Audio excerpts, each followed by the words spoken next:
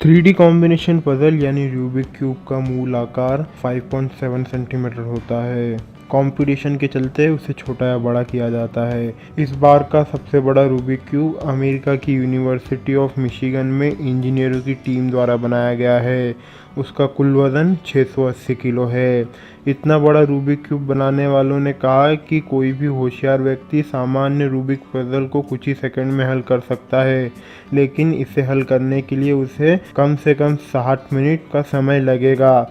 सटीक डिज़ाइन और rolling friction के साथ इसे तैयार करने में 3 वर्ष का समय लगा, जिसमें इंजीनियरिंग छात्रों का ही दिमाग लगाया गया है। छोटे क्यूब की तुलना में यह ज़्यादा भ्रमित कर सकता है। रूबिक क्यूब का आविष्कार हंगरी के आर्टिस्ट आर्किटेक्चर प्रोफेसर एर्नो रूबिक ने साल 1974 में किया था। उसका वास्तविक नाम मैजिक रूबिक है। उसका लाइसेंस एर्नो ने अमेरिका की आइडियल टॉय कॉर्प को बेच दिया था। 1980 के दशक में रूबिक क्यूब बहुत मशहूर हुआ और वर्ष 2009 में यह दुनिया का सबसे ज़्यादा बिकने वाली पजल गेम बन गया।